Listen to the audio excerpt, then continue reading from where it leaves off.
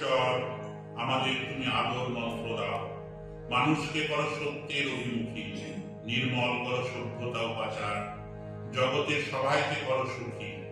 পরানো বিনায় যে অমৃত গান ঘুমিয়ে আছে, সকালের নতুন আলোয় জাগরণের সুর দিয়ে জাগ্রত করো।